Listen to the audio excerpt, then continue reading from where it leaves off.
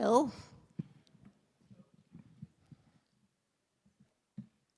So all of that is true, my name and all that stuff, but the most important part that I want you to know tonight is that I consider myself a baby crone. I have been croned, and we're going to talk about the ceremony a little bit, but I consider myself very young in this whole process. I dedicate this whole talk tonight to my grandmother, who died at 103 with her KEDS on, and she was a power force in our life and still is all these years later. That's me at about 40, sitting there on her bed. How to spot a croned one. So, you know, they're all around you. I mean, they're sort of incognito, but you know them when you feel them and you see them because they have a power about them that is very powerful. They're fierce about what matters to them. They may be quietly fierce, they may be passionately fierce, but they have things that they do that are really important. So, not at your age is a kind of a thing that they could say. And boy, is it getting hot in here?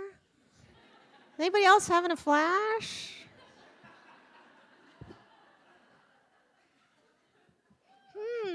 Okay. So this is the grid that I do a lot of my work with, which is a very powerful soul development piece.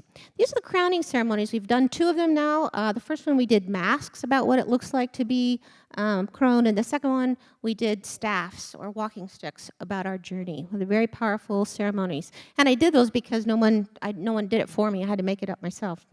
So powerful feral women are both ferocious and they're feared in any age in our culture, but especially as they get older because they've got nothing to lose.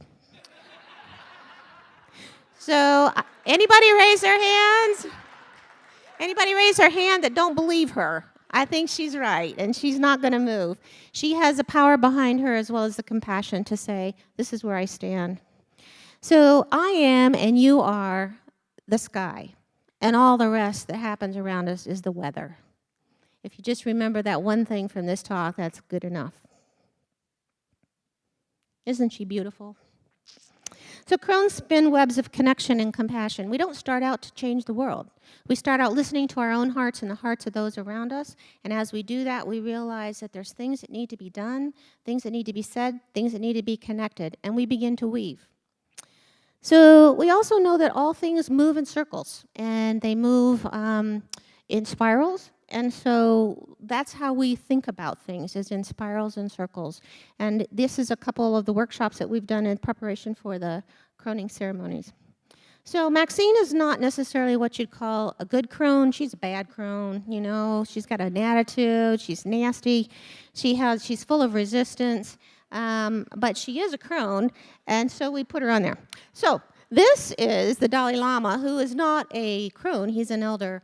And this is a picture of him kissing the back of a blind boy's head in India back in just this couple months ago.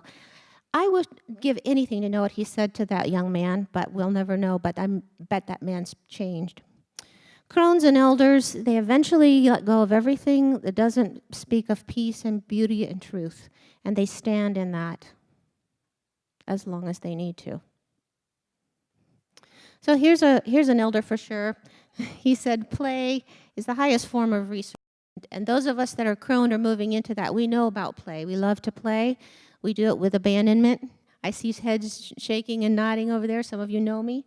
So these are all pictures that have been taken of me in the last 6 months doing crazy things. And this is how I live my life. I believe in play. It's how I engage with life and learn things that I wouldn't otherwise know. That young man down in that one picture is here somewhere. I hope I didn't hurt him with that sword. This here crone is on the move.